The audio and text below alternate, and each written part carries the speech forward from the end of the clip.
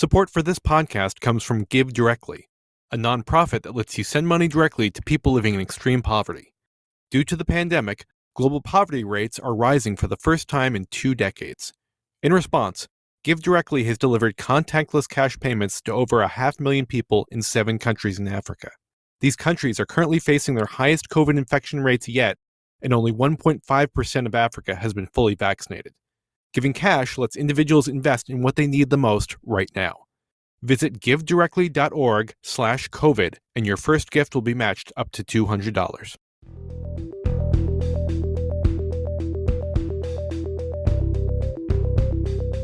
Hello and welcome to the Osterholm Update, COVID-19, a podcast on the COVID-19 pandemic with Dr. Michael Osterholm. Dr. Osterholm is an internationally recognized medical detective and director of the Center for Infectious Disease Research and Policy, or CIDRAP, at the University of Minnesota. In this podcast, Dr. Osterholm will draw on more than 45 years of experience investigating infectious disease outbreaks to provide straight talk on the COVID-19 pandemic. I'm Chris Dall, reporter for CIDRAP News, and I'm your host for these conversations.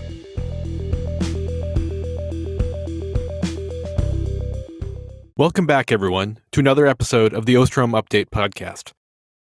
As the calendar turns to August, the summer that most Americans were anticipating just a few months ago has taken a decided turn for the worse, with COVID-19 cases, fueled by the highly transmissible Delta variant, climbing back to levels seen last summer. On top of that, a CDC report that came out last week is prompting new questions about breakthrough infections in the fully vaccinated. While the bulk of the surge is occurring in a handful of states with low vaccination rates, and the vaccines are still providing substantial protection in keeping hospitalizations and deaths lower than they otherwise would be, we are seeing cases rising in all 50 states. And the news of the last week has spurred a nationwide reassessment of where we are in this pandemic, where we're going, and what the goal is. This week on the Osterholm Update, we'll discuss the fourth wave of the pandemic in the U.S., the CDC's report on breakthrough infections and its implications, and what the national strategy should be moving forward. We'll also get an update on the international situation and address COVID queries on masks and respiratory protection. And we'll hear about another beautiful place from one of our listeners. But first, we'll begin with Dr. Osterholm's opening comments and dedication. Thank you, Chris, and welcome back to all of you who are routine listeners to the podcast, and we welcome any new listeners that might be joining us for the first time. This is a podcast that could easily take several hours if we were to get into each and every one of the issues that seems to be front and center today. This is a confusing time. This is a difficult time.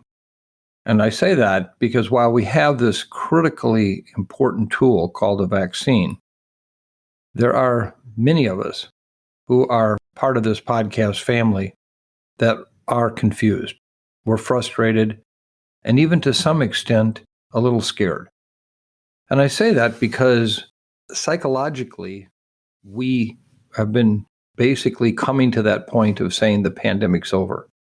I mean, I knew better. I know that we have so many people yet to have been infected in our communities, and it was just a matter of time before this next wave would occur and before we'd see this activity. And yet, even me, wanting to be back with my grandchildren, wanting to be with my family and friends, had this sense of, oh no, now what do I do? And I know what I'm supposed to do. So to me, I can only imagine for so many of you out there right now saying, putting those masks back on, which we'll talk about at length today, or now how do I get together with people? What's safe and what's not? Am I at risk even though I'm fully vaccinated? Do my grandkids or my kids or do my friends pose a new risk today, or me for them? And so today we'll try to cover as much of that as possible in a way that gives you the best sense. There are no perfect answers. There's no magic bullet. I don't have any pixie dust in my back pocket. I'll just give you my most honest and unvarnished view of where I think we're at right now. Most important message to get across, though, and I'm going to repeat this throughout this entire podcast: vaccine, vaccine, vaccine. That is the answer to our problem.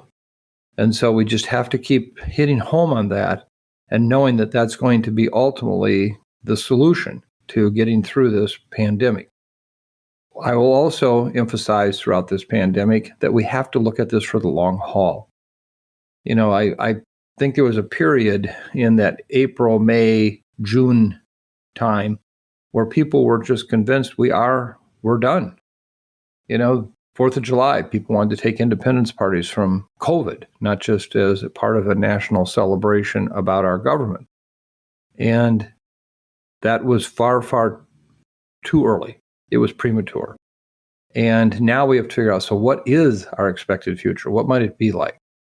So in short, the dedication I have this week is to all of us, myself included, to those who are confused, to those that are frustrated, to those that want answers that they feel like they're not getting, and to those that are even a little bit scared.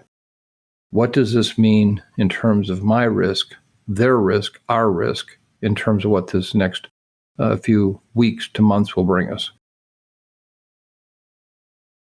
Mike, internationally, the peaks and valleys we've seen throughout this pandemic continue, with some improvements in countries that were in bad shape just a few weeks ago and other countries seeing surges.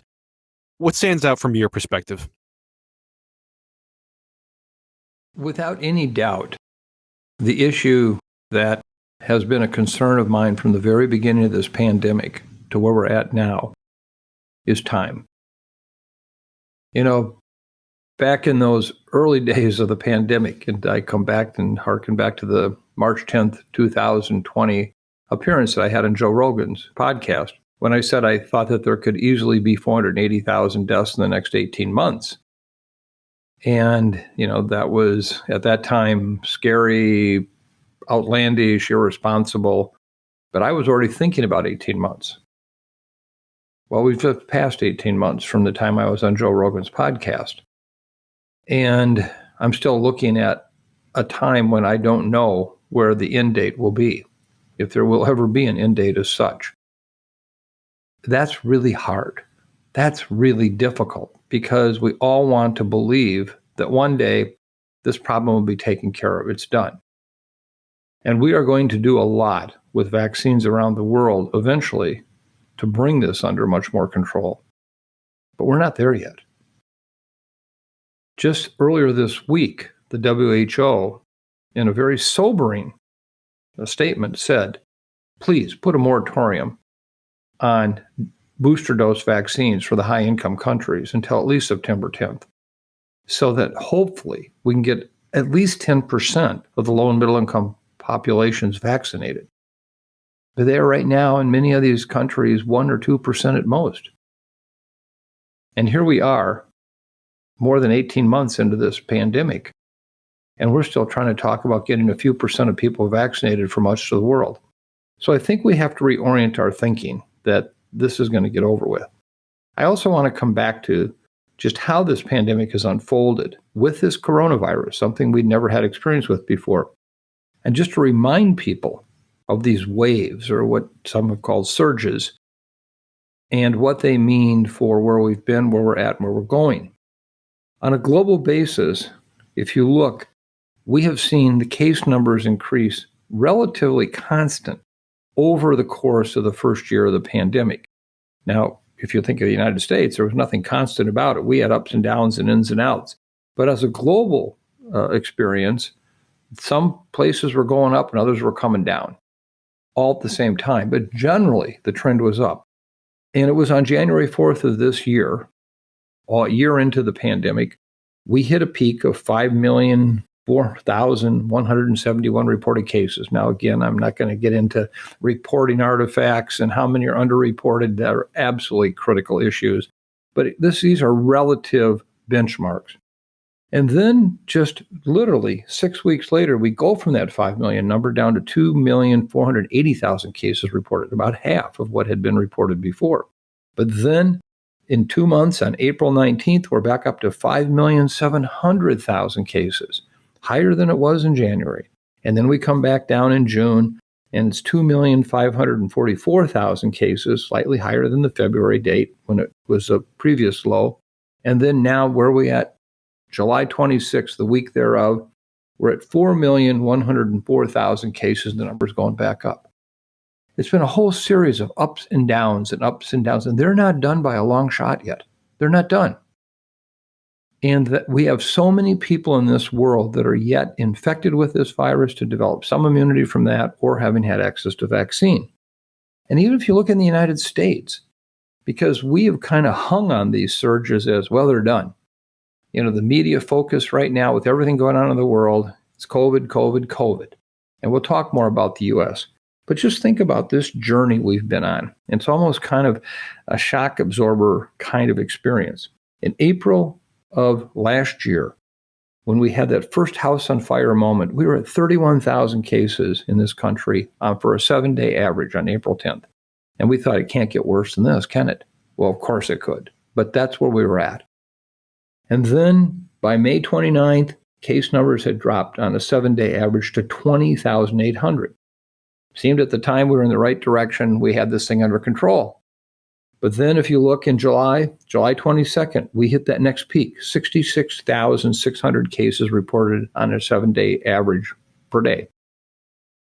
If we look at that time period, there's a lot of similarities to what we're seeing right now, and I'll come back to that. And then after the July peak, we saw cases drop precipitously. By September 13th, we were back to 35,074, shifting baseline. What the previous baseline was in May at 20,000. Now we're back down to 35,000, and people thought, we're on the right track, we're done. And then on November 25th, we hit 176,000 cases per day on a 7-day average. And it was a combination of an earlier increase in cases in the upper Midwest, in the East, and dropping cases in many other parts of the country. But then we began to drop in the upper Midwest and the East, and lo and behold, the numbers dropped to 161,000 on December 1st. So from November 25th, just a little over a week, it dropped from 176,000 to 161. A new shifting baseline, because that's where it stopped. And then it went back up, and on December 18th, we hit 218,000 cases. So again, up and down, up and down. By December 30th, it had dropped again to 183,000 cases a day. And everyone thought, well, it's on its way down, or it's a post-holiday season, we'll be done. And then we saw, of course, on January 8th, we hit 259,000 cases reported per day. That was our all-time high. Well, February 21st, cases are dropping, 66,000. By March 23rd, they dropped further to 54,000. And then we saw that spike bump in April when Alpha came along, something that I thought was going to be much higher. It wasn't. 71,000 cases. For a peak, that didn't seem too bad when the previous peaks were over 200,000 cases.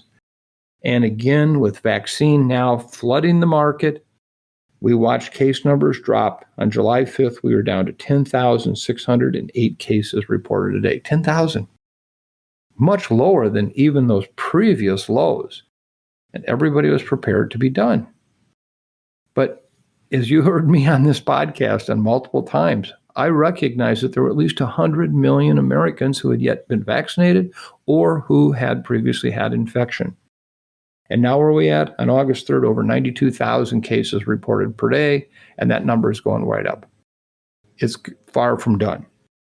I go through these many numbers just to give you a sense of we have been in a shock absorber situation with this virus since the very beginning, up and down and up and down.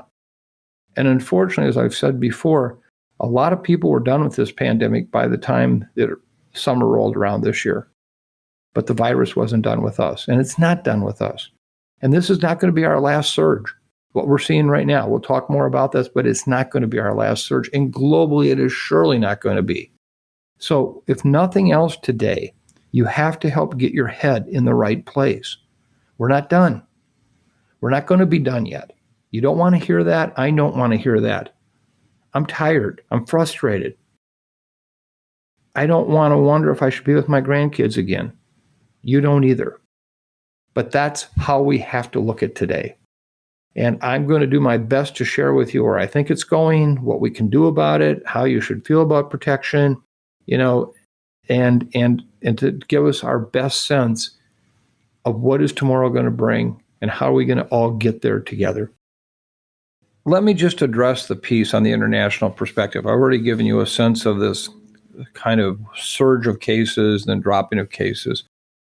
Where are we at today on a global basis? As of this week, a total of 135 countries have now reported cases of the Delta variant. This is up 3 since last week, and we're continuing to see its impact at the international level. As I pointed out a moment ago, if you look at the WHO COVID dashboard, there's just over 4 million global cases reported this week, up from 3.9 million last week when we did this podcast.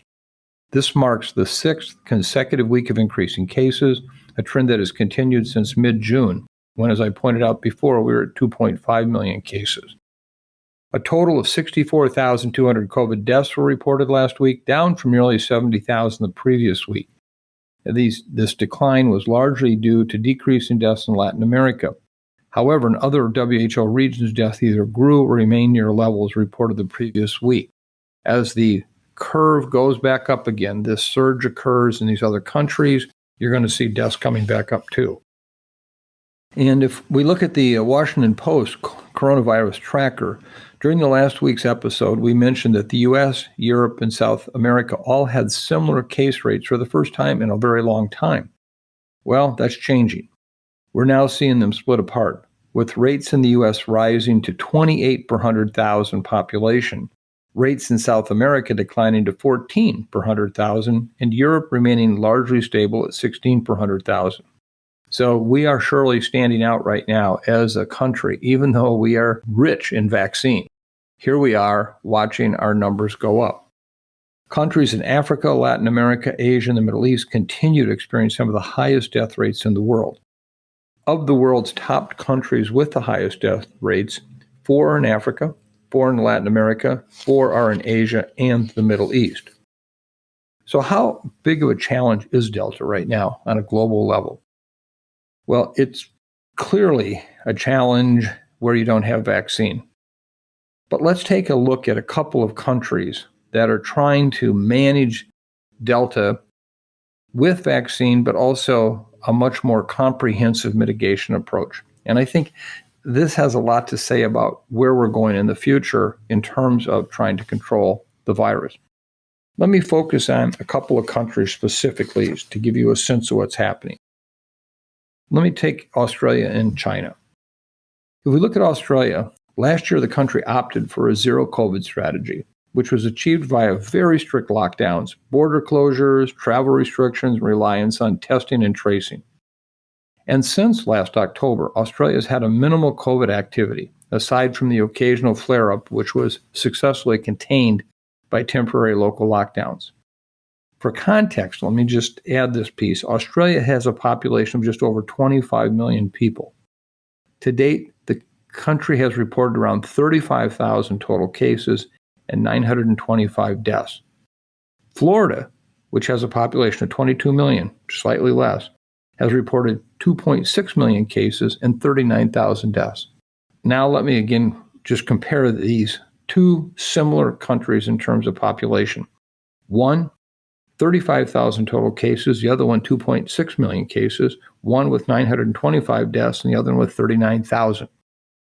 But as good as that may sound in terms of what Australia has done, it is now struggling to contain its latest Delta surge.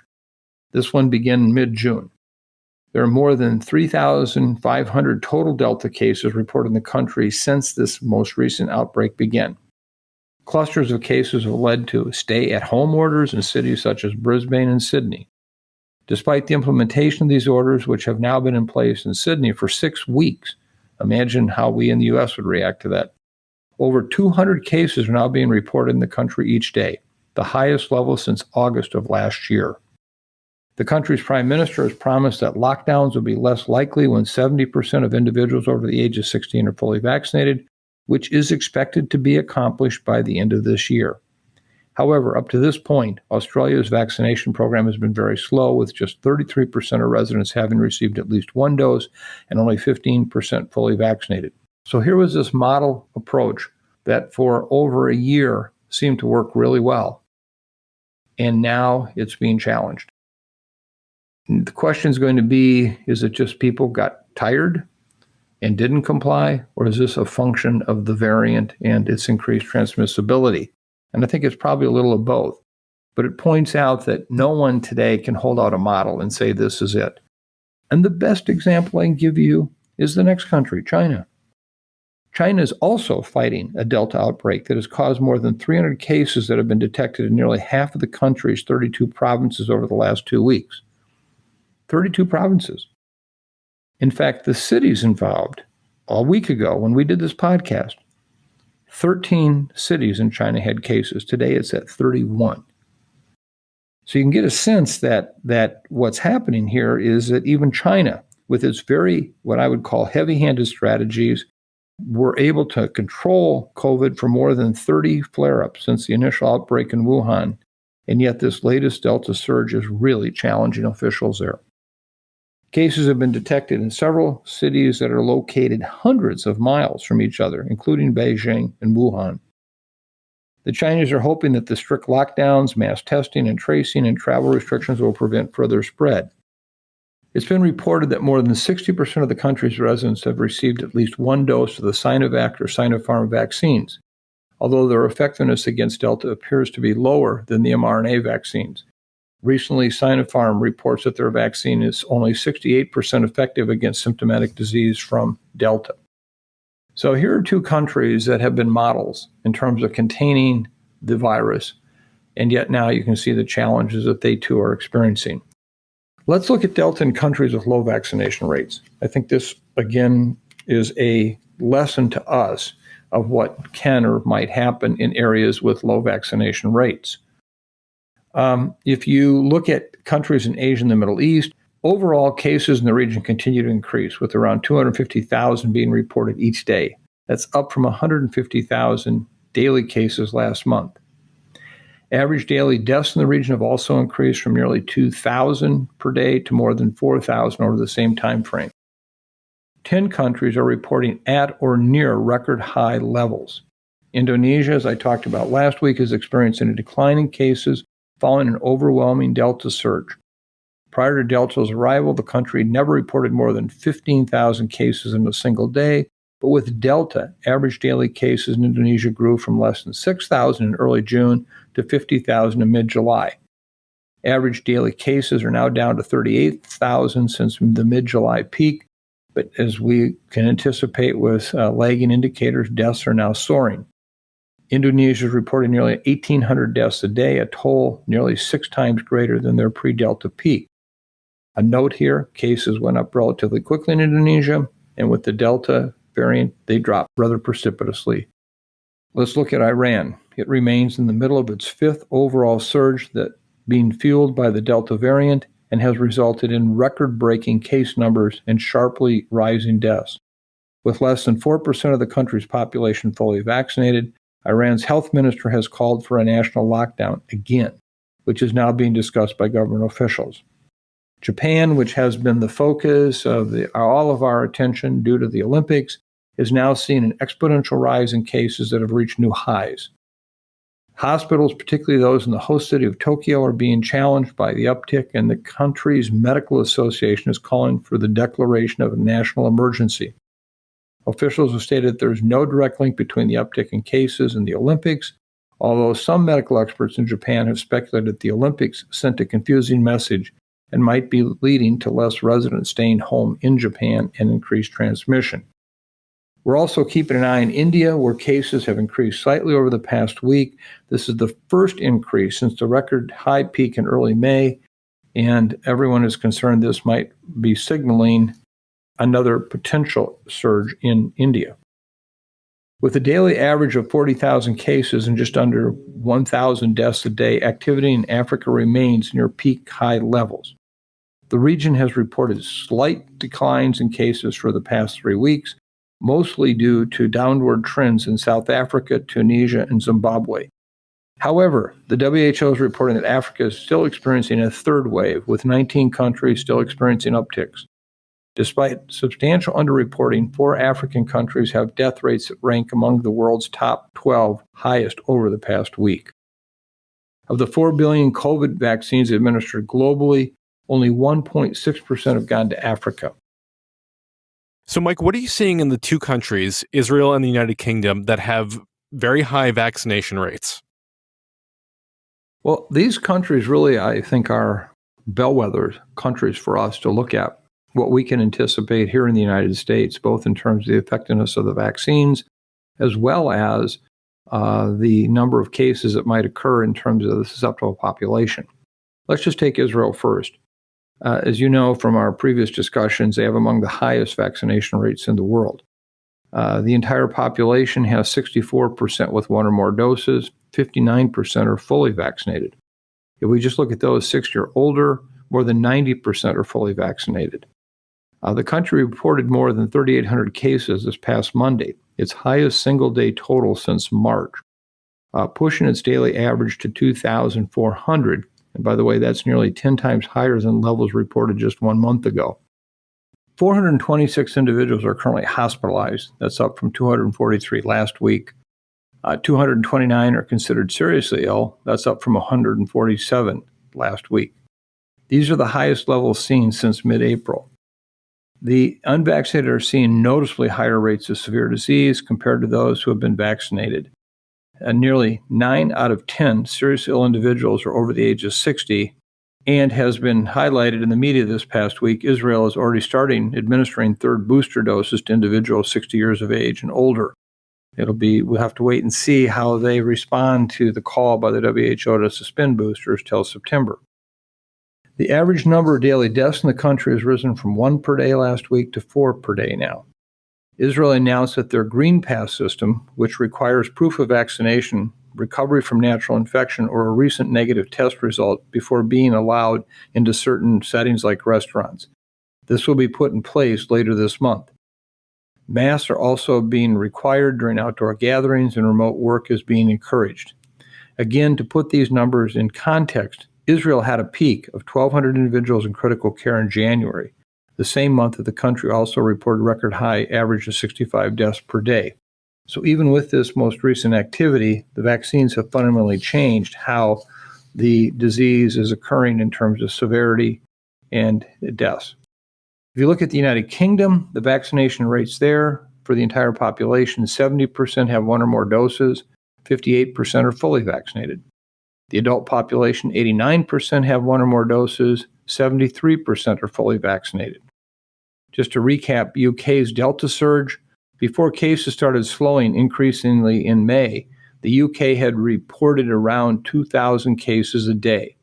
By early June, around 2 months ago, the daily cases grew to around 3,500 a day. They picked up speed throughout June and well into July, with a peak average of more than 47,000 daily cases reached on July 21st. Let me just repeat that. If you look at the cases in May, it was 2,000 a day. By July 21st, it was 47,000 cases a day. Now cases have declined quite dramatically since the peak, which was observed just 2 days after the UK opted to lift remaining COVID restrictions, raising concerns that they'd see further growth. So here it is, a situation where the population was basically said no more restrictions, and case numbers still have declined. Initially, these case declines were met with skepticism, but they appear to be real, with hospitalizations now starting to slow and even decline. As of August 2nd, average daily cases in the UK are now at 26,000, down from that high at 47,000 cases a day. Just over 6,000 residents are currently hospitalized. This is 6.5 times lower than the hospitalization levels recorded during the January peak, when a record high 59,400 cases were being reported each day.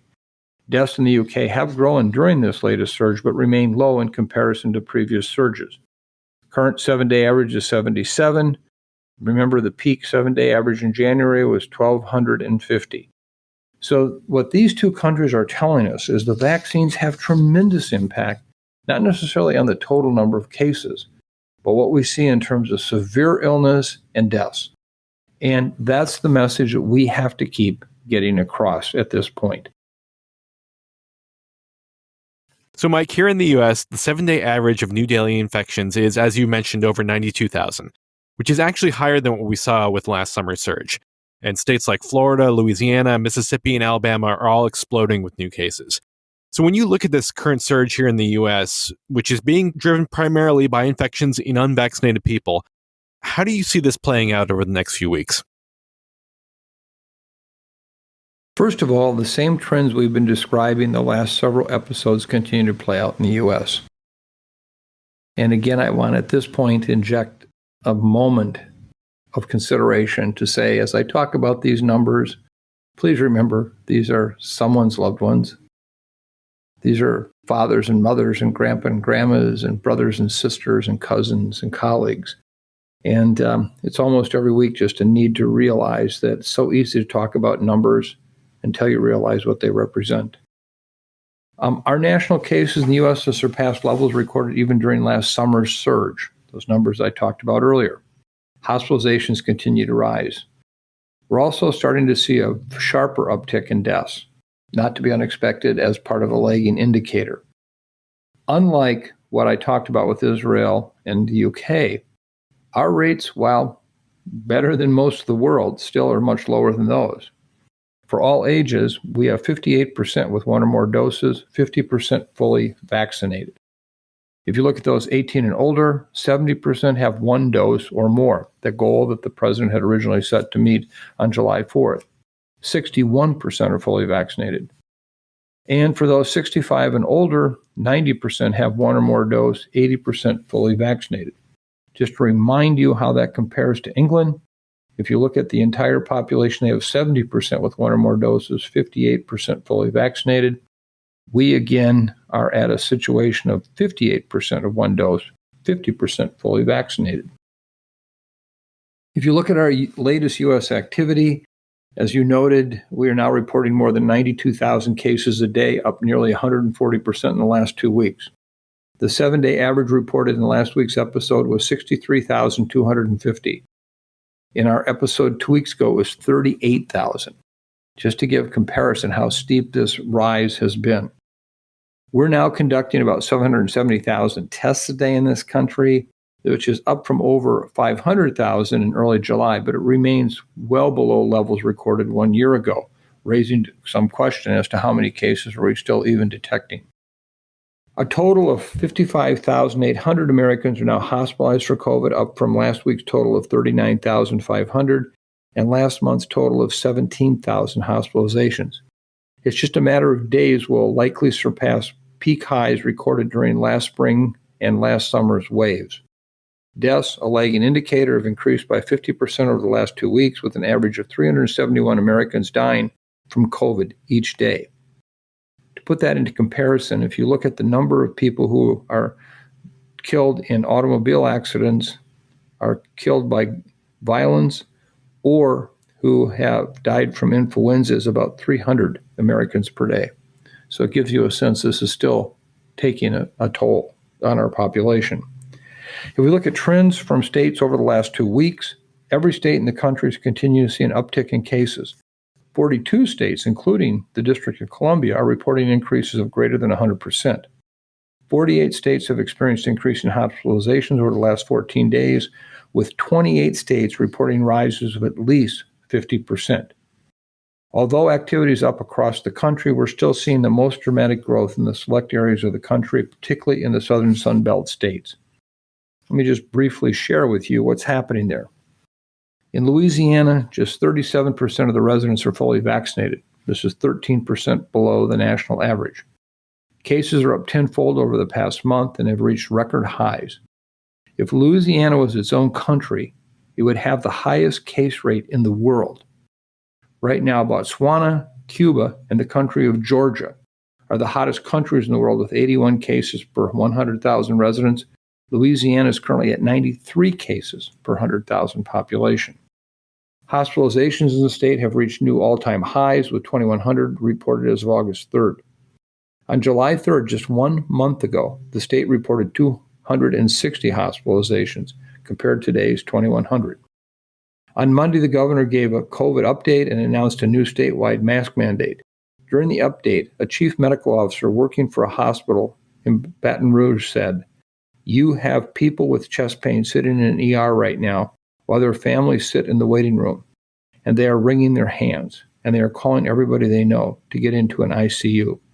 We can no longer think we're giving adequate care to anybody because these are the darkest days of the pandemic." Such a painful statement. In Florida, 49% of the residents are fully vaccinated. That's actually just 1% lower than the national average. Cases in the state have risen nearly eightfold over the past month, reaching a new peak high. Nearly 1 in 5 cases reported in the U.S. each day are from Florida.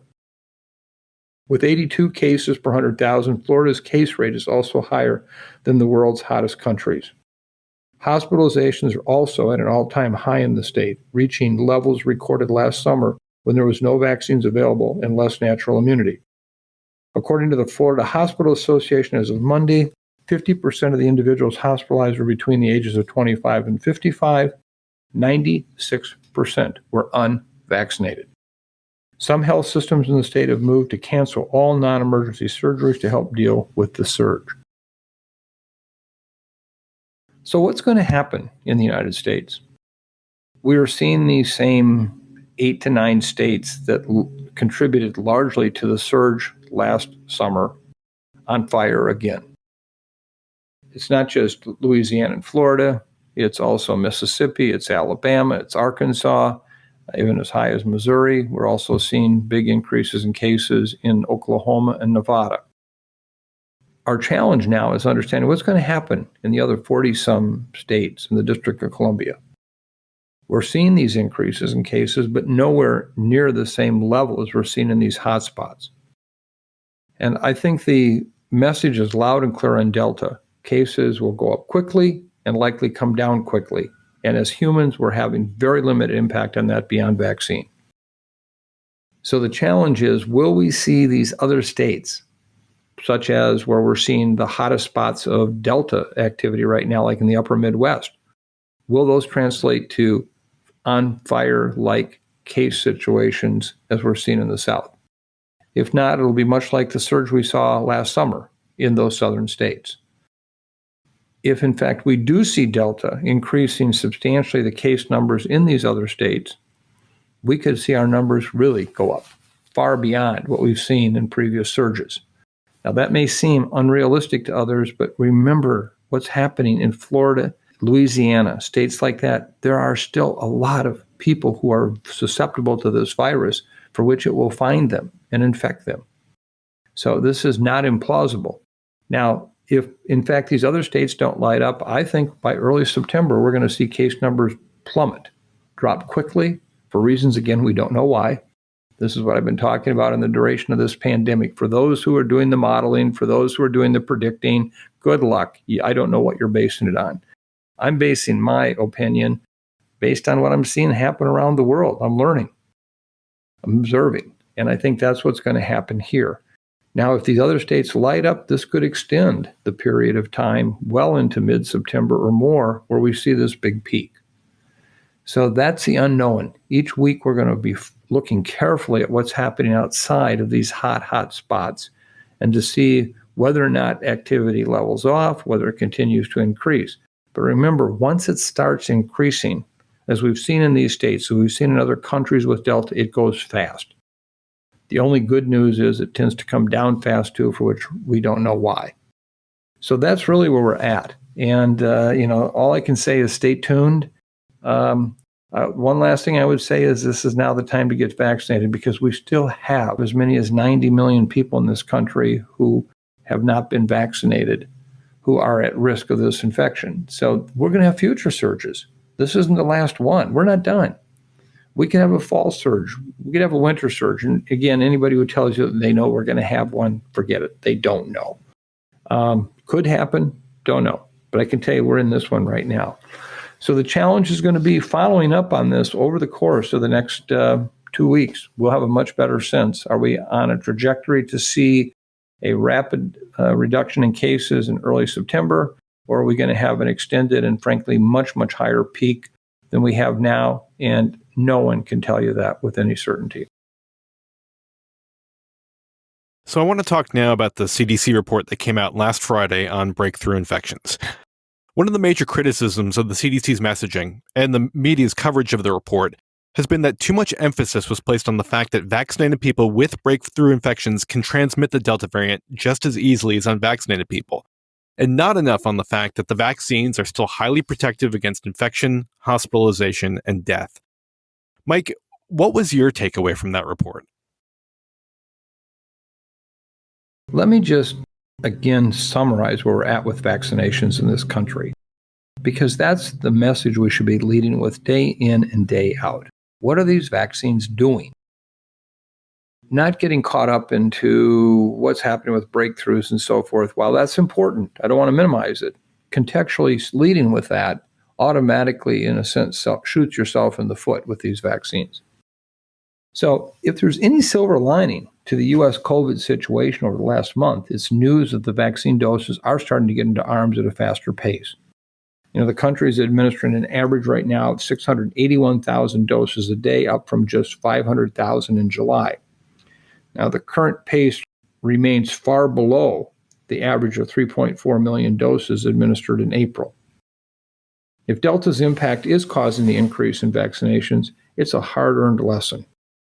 The people choosing to get vaccinated now, especially those living in hotspots, need to understand, as I pointed out, that they won't have immediate protection from the vaccine well into 5 or 6 weeks after they start the process of getting vaccinated.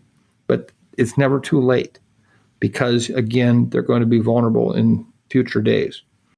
Even with the uptick in vaccinations, as I have said several times in this podcast, we still have around 90 million Americans who are eligible to receive a vaccine but haven't done so.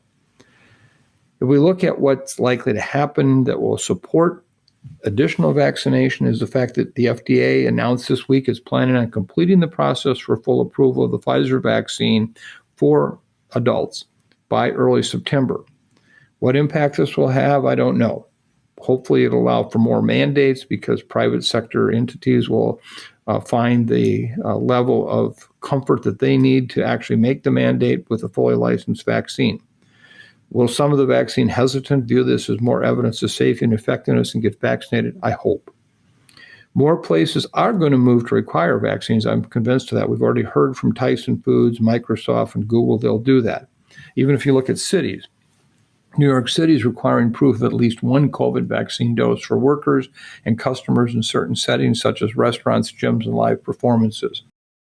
In terms of the vaccines in Delta, please understand these vaccines are the best tool we have for preventing severe disease and death. While the vaccines, and particularly the mRNA vaccines, are highly effective, they're not perfect, and they can't always prevent disease. This gets us to the point of the breakthrough cases. Well, one of the things that people keep harping on is the percent of people hospitalized who are vaccinated or not vaccinated. And as an epidemiologist, I realize they're missing a major point here. That number is relative. And you say, relative, what do you mean? Well, let's just say what's been happening, for example, in the UK or in Israel, where they're seeing an increasing proportion of the patients who are hospitalized who are vaccinated, making it seem like the vaccine is failing. That's not true. This is one of those epidemiologic phenomena where how the vaccine looks, in part, is how many people have been vaccinated. Let me give you an example. I'm going to take two theoretical populations, both 1 million people, both the same ages, underlying health conditions, etc. In one of them, 92% are fully vaccinated. In the other, only 70% are fully vaccinated. If I take the 92% fully vaccinated crowd and I look at that in terms of what the likelihood is of them, the chances of them being a case and being hospitalized, I would find in the 92% fully vaccinated group that of 270 admissions, which would flow from the incidence of disease in that population for 1 million people, that 160 would be admitted to the hospital who were fully vaccinated, and 110 would be admitted to the hospital who had not been vaccinated. That would mean that 60% of your cases would be vaccine failures. And you'd say, oh my gosh, this is so different than 99 or 98%. But then take that population where 70% are fully vaccinated. So now you're going to have more infections in those who are not basically vaccinated. And there, if I do the same math, I look at the chance of getting COVID at 2%, I get the chance of having a case being hospitalized at 10%, et cetera, et cetera. Now, if I look at how many are hospitalized, overall, If I look at the number of fully vaccinated, it's 12% of the hospitalizations are fully vaccinated and 88% are not. Same vaccine, same population. It's a function of how many people in the population are vaccinated. So if everybody was vaccinated, you'd expect 100% of the hospitalization breakthroughs would be vaccinated. If very few are vaccinated, you expect to see a much smaller number. And yet it's the same vaccine, the same performance. And so I want to point out, please don't get hung up on this number about what the percent of the population are that are vaccinated, that are hospitalized, because it's misleading. It is totally a function of the background population that's vaccinated.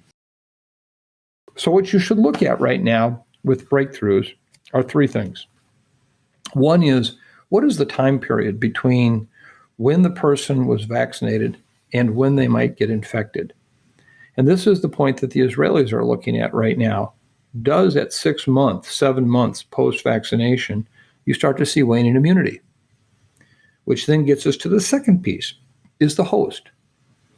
What does your underlying immunologic response to the vaccine look like? Are you an elderly individual in long-term care and experience immunosenescence, reduction in your immune response? Are you someone who is one of those individuals who's immune compromised? So we need to look at that to understand breakthroughs. And then finally, we need to look at the variant. Is Delta itself more likely to cause a challenge with vaccine, either from a dosing standpoint, higher virus levels in the air you're breathing in? Is it have some other escape mechanism for evading immunity? We don't have any evidence of that at this point. So when we look at breakthroughs, we have to look at all of those. And if you look right now at the breakthroughs, the recent data from Public Health England, which I think has given us the best data along with the Israelis of anywhere in the world, surely better than we're getting in this country, you can see that they've shown that for AstraZeneca and Pfizer vaccines are highly effective against severe disease and death from the Delta variant. Effectiveness against hospitalizations is running 80% effective for one dose. If you have both doses, it's 96% effective. However, the vaccines are slightly less effective in preventing symptomatic disease from Delta compared to Alpha, the earlier variant. Delta is clearly a worse bug to encounter. There, if we look at Delta, with one dose, it's 35%, 2 doses, it's 79%, again in preventing symptomatic disease. For Alpha, it was 49% with one dose compared to the Delta of 35%, and for 2 doses, it was 89%. So in this case, this data would support the variant itself is a challenge. A most recent study out of the Imperial College in the UK with 98,000 participants found that the effectiveness of the AstraZeneca and Pfizer vaccines in preventing symptomatic disease from Delta was 59%. However, when including asymptomatic breakthrough cases, effectiveness for both AstraZeneca and Pfizer dropped to 49%. Now, the data from the Public Health England wouldn't include as many asymptomatic cases that might be picked up if we were only doing routine testing. So just there, how much testing is done and how many people you're missing as asymptomatic infections can play an important role. This study found that the prevalence in unvaccinated people was 3 times higher than the prevalence in fully vaccinated people, and reported that viral loads were lower in those who were fully vaccinated, although there was some wide variation. So these are data that would give us reason to be concerned. But at this point, again, remember those high effectiveness levels I just talked about. In Israel, the rates of infection, severe disease, and death are higher among those who are unvaccinated, clearly. Vaccines are largely effective there in preventing severe disease and death. However, again, based on the latest data, their effectiveness against infection with Delta is 41%. Again, this number is likely impacted by Israel's widespread testing, which can pick up asymptomatic breakthrough cases. So what are we trying to do? Prevent symptomatic, severe disease, all infections. And I think this is an important consideration.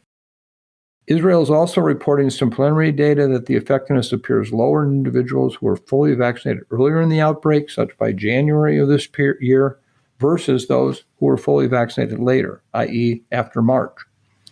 According to the Health Ministry, effectiveness against severe disease for individuals age 60 and up has dropped from 97% to 81%. Let me repeat this. According to the Health Ministry in Israel, effectiveness against severe disease for individuals aged 60 and up has dropped from 97% to 81%. And that is with the Pfizer vaccine. Based on these data, that's why Israel has begun administering third booster doses for 60-year-olds and older. Overall, breakthrough cases must be expected. Delta appears to be more capable of infecting fully vaccinated individuals compared to previous variants. Delta's increased transmissibility is driving up cases and leading to more community spread, making exposure more common. The combination of these things make breakthroughs more common. But again, I can't emphasize enough, fully vaccinated individuals still have protection against disease and remain much less likely to be hospitalized or die from COVID. However, when breakthrough cases do occur, we have to ask, how likely are they to transmit the disease to others? Israel is reporting that fully vaccinated people appear 50% less likely to transmit the disease compared to those who are unvaccinated. But we still need more information on this. Age, compromise, vaccine type, variants, waning immunity. So a lot of questions still remain, and we have to answer those questions. It's going to be important. I think ultimately the data are surely supporting that we will likely be giving booster doses and to an increasing part of our population. But remember, in a podcast 2 weeks ago, I talked about corrected science and the importance of understanding that as we go on, we're going to learn more. And as we learn more, we're going to be changing what we think, what we know, what we say. Now, none of this suggests that we're going to say don't get vaccinated. Everything says yes. It's just how often we use the vaccines, where we use them may potentially change. And I think this is the key message to get across to people right now, even in the United States. When we look at what's happening with the breakthroughs and what is occurring, it's very similar to what we're seeing in the UK and in Israel. It's just that they have more data and better data than ours. That's one message, is we need to do a better job of getting more data. The final piece I would just add is that we need to study clusters. And when we see situations where one person appears to infect a number of vaccinated people in a limited setting kind of environment, what's going on? And we are hearing about more and more of those. I don't, at this moment, say that we should do anything different, that it means that there's a greater challenge with the vaccines, but I've been struck by groups where 13 of 15 or 7 of 9 people who are all vaccinated with mRNA vaccines get infected in a single experience. So the bottom line message is get vaccinated. That's the most important thing we can do. And in the meantime, be prepared for additional advice to come forward about will we need boosters or not, what we can expect to see in terms of the reduction in severe disease, hospitalizations, any disease. And know that these are not going to be static numbers. And finally, please do not get caught up in numbers as they relate to the percentage of people hospitalized with vaccine failures. We will expect to see almost all the cases be vaccine failures among those hospitalized as we fully vaccinate the population. And that would be highly erroneous to conclude then that the vaccines aren't working. So weeks ago on the podcast, you said that vaccine passports were coming. And it looks like we're starting to see them in some parts of the country. As you just noted, New York City has announced that people going to restaurants, gyms, and performances will be required to show proof of vaccination starting in September. So this movement is accelerating, Mike. Do you expect we'll see more of this in the coming weeks? Well, as I noted a number of weeks ago, I didn't see any way that we would not pursue immune passports of some kind. It was a natural. And while some have, from an administration standpoint, have indicated lack of support for passports, it's just inevitable. All of these activities are now turning up, whether it be the work in New York or California, certain private companies. We all want to find a way where we can be in a world feeling safe about COVID. And whether it's the workplace, whether it's eating at a restaurant or a bar, going to an entertainment venue. And it's unfortunate that the private sector has really had to carry the brunt of this issue. I think it's time for our government, and I say this to my friends and dear colleagues in the White House, please help coordinate this activity, because it's going to happen. And even if a group of people don't like it, don't want it politically, it's going to be very charged. It's going to happen. And you see the leadership that's now occurring in places like New York or in California or elsewhere where these passports are starting to take place. What we need are the kinds of assurances that from a security standpoint, from a validation standpoint, these are real. I've already made the point multiple times on this podcast. I gave away my eyeballs and my fingerprints to a private company so I could get on and off a plane faster. That's going to happen here. And I think that all of us will feel like if we're going to an entertainment venue, we're going to eat, we're going to be on a plane, we're going to be in crowds with people, whether it's at work or for pleasure, and we know that everyone has had a vaccine. While I've just pointed out they're not perfect, they're the very best tools we have. Think how that would fundamentally change motivation to get vaccinated, and it would also at the same time assure me a sense of safety that I want. Now, people have tried to use incentives to get people to get vaccinated. I never was a big fan of incentives, and I'm still not. I don't think it's the primary mechanism to motivate people. It's rather taking something away from them, saying, okay, you can't get into this place, or you can't do that. And that may seem as if somehow it's draconian, perverse, whatever, but you know what? It moves people then to say, well, I don't want to get left behind here. I'll get this. And then that's the kind of norm that we set where it's just expected we're doing this to protect people, protect ourselves. So I do think passports are coming. I'm a big supporter of them. And they have to be done well. They have to be done right. They have critical questions. What does it mean to have such a passport? 2 doses of a certain vaccine, 3 doses, a booster. If I've previously been infected, do I have to have evidence of immune protection from my antibody? What kind of antibody? How much? All of these things have to be answered. But, we can do that. It's not like we can't. We just need to get on with it. So I'm really hoping we see national and international coordination to really bring these passports around. And I would say where people cannot get access to passport information, such as I can't get a vaccine, I can't get an antibody test, whatever, then we have to make accommodations. This should not be an effort that discriminates. Everyone should have access to a passport type of environment, just like a driver's license. So we'll see. But I'm convinced the movement of the last several weeks surely support that this is going to happen. And very similar to as I laid out weeks ago, I just am certain this is going to occur. Now to our COVID query segment. This is where we try to answer questions about the decisions that you, our listeners, are trying to make, the situations you're trying to navigate, and the risks you're assessing on a daily basis in this post-vaccination COVID world. Our COVID queries this week are about masks and respiratory protection, which there is renewed interest in with the Delta variant. But before we get to the questions, Mike, was there anything you wanted to say on the topic of masks and respiratory protection? Well, I can assure you that my inbox has been filling rapidly with people that are quite upset with my comments this past week about masking made in the media.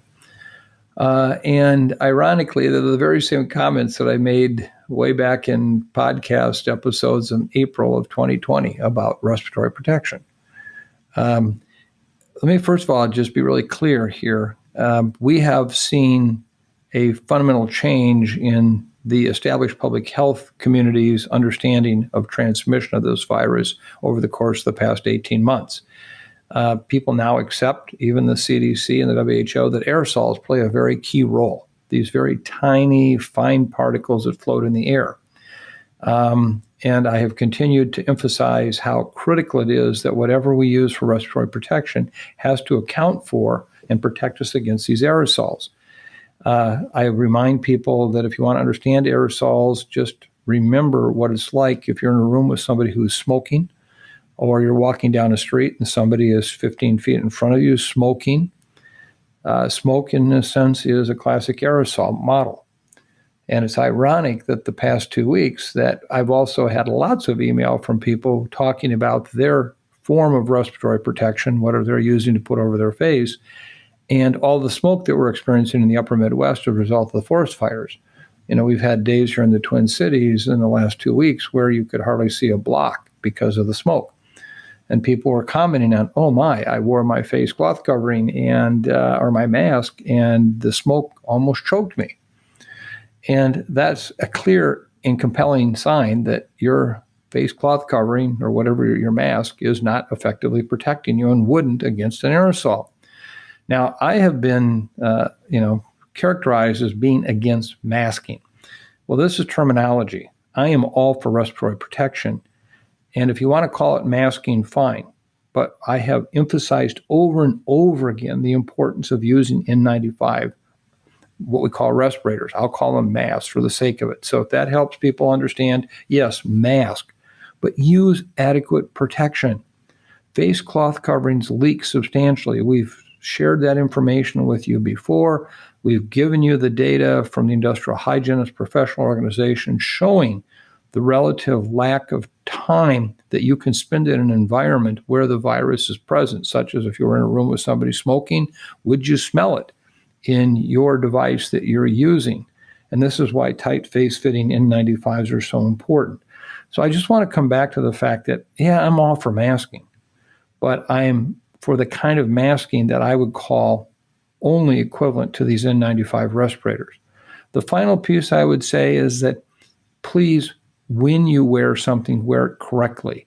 We continue to do our surveys of media-related video shots where we freeze frames and count the people in various venues, what they have on and how they're wearing it. And consistently, we see 25% of the population wear their mask under their nose, which, as I've pointed out before, is like fixing 3 of the 5 screen doors in your submarine. That's it. Okay? You haven't really covered yourself. So I think this is the important message to get across. If you want to protect yourself right now, that's what you need to do. And it's not an anti-mask comment at all. It's a comment that says this is the science we have today. When recommendations were first put out about what to use, what to wear, basically it was before many of the public health agencies understood and appreciated the role that aerosols played. We know that today. All right, so we have 2 questions here on N95 respirators. The first one is from April, who wrote, most of us can't get fitted for an N95. I'm assuming that even without the fit test, we're better off wearing an N95 respirator than cloth or a surgical mask.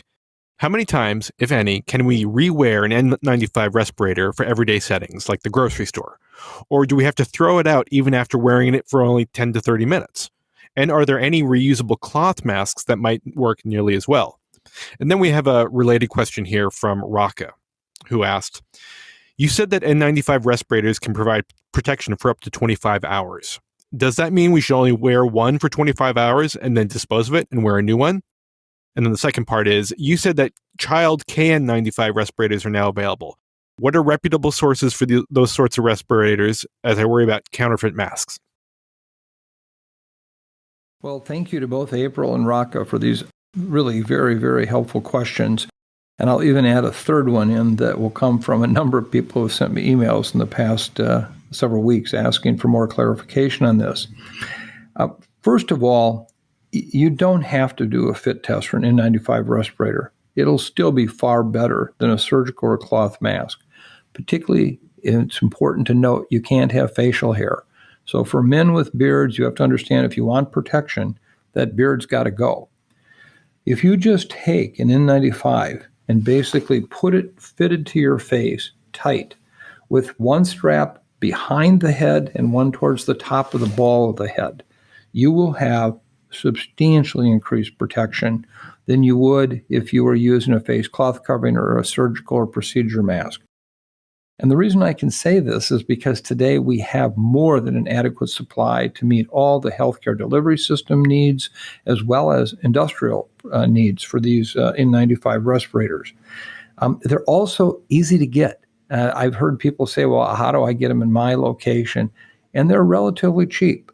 I don't endorse any one company. I have no ties to this, but one of the companies that I know sells all of the approved N95 respirators is a company called Grainger. Grainger. They're an industrial supply company. You can go online there, order them. As I said, they're relatively cheap. And you can actually look at sizing. So if you're a woman, you want to wear a smaller one, potentially, a younger child. And they come in multiple sizes there. And so I would say there is an example where you can get them and you can actually use them from that. In terms of how long can you wear them, you can re-wear an N95 respirator many, many times. If you treat it carefully, it's your friend.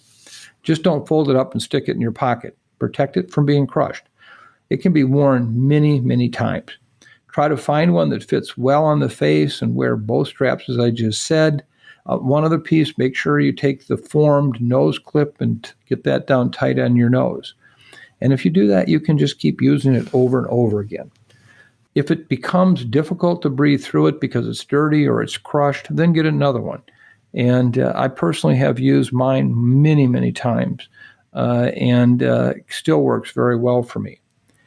Raka asked a question about the 25 hours. What I was sharing with you were data that had been generated by this internationally recognized group of industrial hygienists that have actually looked carefully at the protection that occurs with regard to the different types of devices you might use, a face cloth covering, a surgical mask, a procedure mask, or an N95.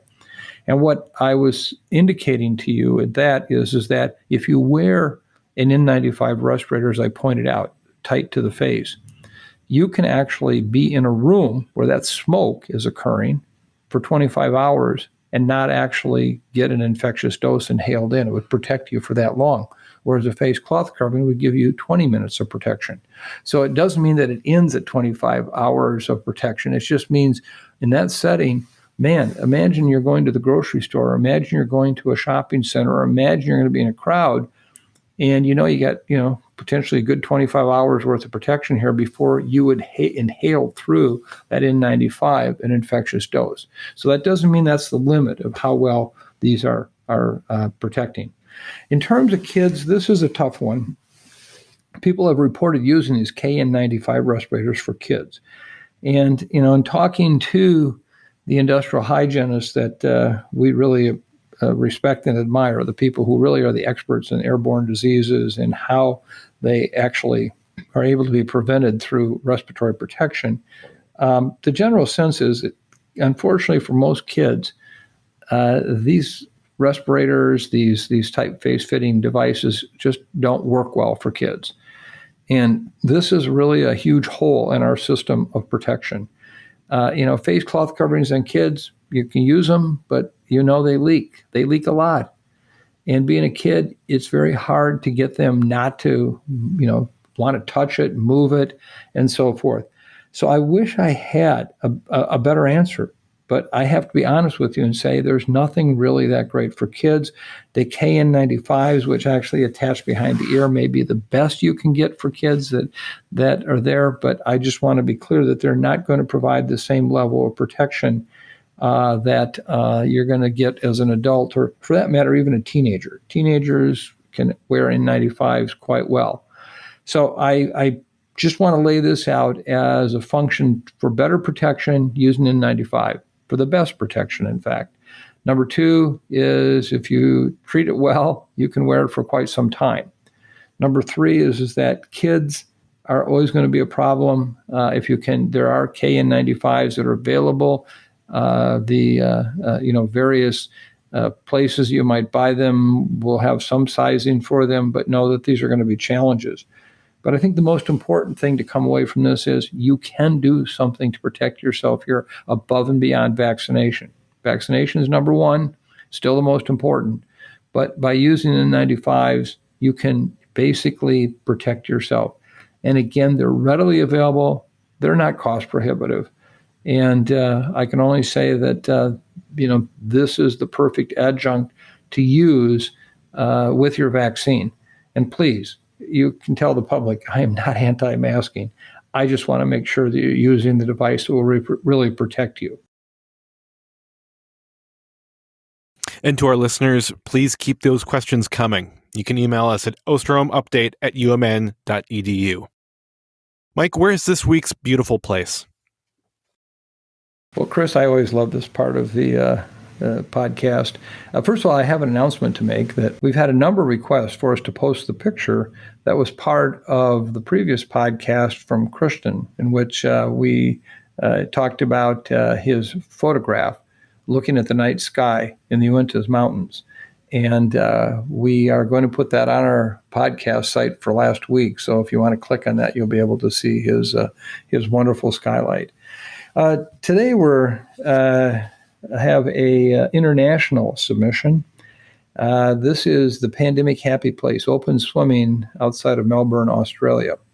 This is from Eugene. And given my interest in swimming, needless to say, this is something near and dear to my heart too. And we'll add their picture that as a group of them that they sent along with their beautiful place. And so here's from Eugene. This photo will be close to your heart as you have mentioned open water swimming many times on your podcast. This photo was taken in Edithvale, Melbourne, Australia. Edithvale is a suburb of Melbourne. We particularly like swimming in Edithvale, as there are frequent sightings of its regular residents, the banjo sharks, stingrays, and toadfish. My partner Free and I are open water swimmers and in fact met in the water. You could say it was a match made in water, not heaven, although any swimmer will tell you they are both the same thing. Being in the water is our pandemic happy place. Nothing makes us feel closer to nature than being immersed in water. One also appreciates the vulnerability of being human, as when Mother Nature decides to be rough, one is nothing but a speck tossed and turned by the waves. Sadly, Melbourne is in its 5th lockdown at the moment. We are unable to travel more than 5 kilometers or 3 miles from our residence. Free and I are fortunate that we live close to the water, but for some in that photo, the water is beyond their reach. Our thoughts go out to those who find the water therapeutic but cannot get into it. We're thinking of you wherever you are and hope to see you all back in the water again. Regards, Eugene. Well, thank you, Eugene. Melbourne is a city near and dear to my heart. I love that part of Australia. I can only imagine your time in the water, and it's a wonderful feeling for those that can't believe that such a thing would feel so good as to be in the waters with these beautiful animals. Is a remarkable place. So, Eugene, thank you for this, and we'll post your picture also. Your closing thoughts today, Mike?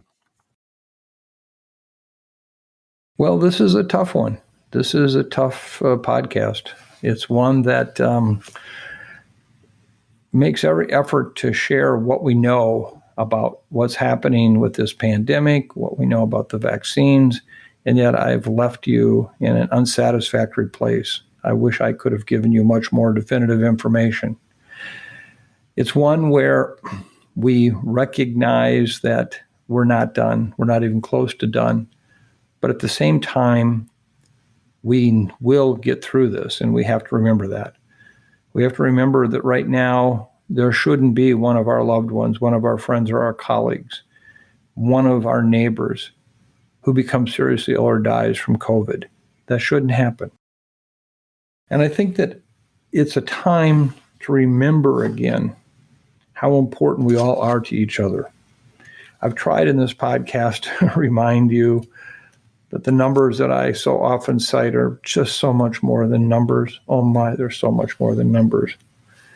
And so today I'd like to go back to something that takes all of this well beyond the numbers and takes it to a very, very special place. This closing is one that I've used before. In fact, I've used it twice, from episode 25 on September 10th, then episode 45 on February 24th. It is one that is very near and dear to my heart for many reasons, even a most recent reason. This is the song, You've Got a Friend, a 1971 song written by Carole King, first recorded by King and included in her album Tapestry, but another well-known version is by James Taylor from his album Mudslide Slim and the Blue Horizon. His was released as a single in 1971, reaching number 1 in the Billboard Hot 100 and number 4 in the UK singles chart. The two versions were actually recorded simultaneously in 1971 with shared musicians. This song has been described as an expression of a universal sisterly, brotherly, agape-type love of one human being for another, regardless of gender. I think the reassuring lyrics have long made the song popular with lonely people needing a boost to self-confidence. The song's message is of friendship, having no boundaries, and a friend being there when you are in need of a universal appeal. So, to me, I just need this right now. I need to know I have my friends, and I want you to know you have your friends, and we are together on this podcast, friends. So here it is. You've Got a Friend, written by Carole King, and this version sung by James Taylor. When you're down and troubled, and you need a helping hand, and nothing is going right, close your eyes and think of me, and soon I will be there to brighten up even your darkest nights. You just call out my name, and you know wherever I am, I'll come running, oh yeah, baby, to see you again.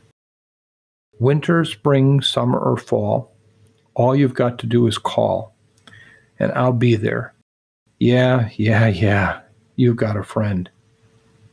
If the sky above you should turn dark and full of clouds, and that old north wind should begin to blow, keep your head together and call my name out loud, and soon I'll be knocking upon your door. You just call out my name, and you know wherever I am, I'll come running to see you again. Oh yes, I will, to see you again. Winter, spring, summer, or fall, and all you go to do is call, and I'll be there.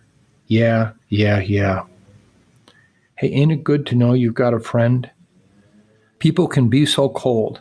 They'll hurt you and desert you. Well, they'll take your soul if you let them. Oh yeah, don't let them. You just call out my name, and you know wherever I am, I'll come running to see you again. Oh babe, don't you know that winter, spring, summer, or fall, hey now, all you got to do is call. Lord, I'll be there. Yes, I will. You've got a friend. You've got a friend, yeah. Ain't it good to know you've got a friend? Ain't it good to know you've got a friend? Oh yeah, you've got a friend. Thank you again for being with us this week. I hope that some of this information makes sense to you. I hope it helps you understand where we're at. It helps you understand the challenges we have ahead of us.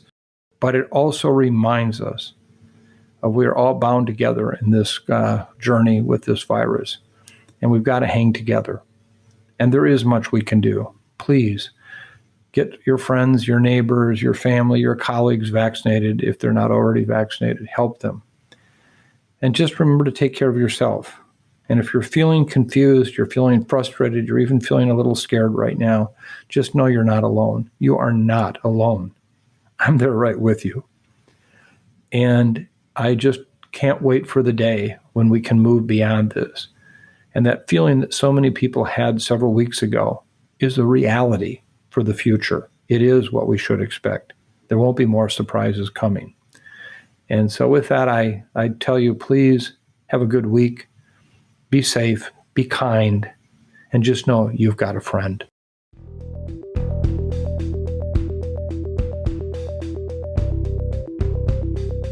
Thanks for listening to this week's episode of the Osterholm Update.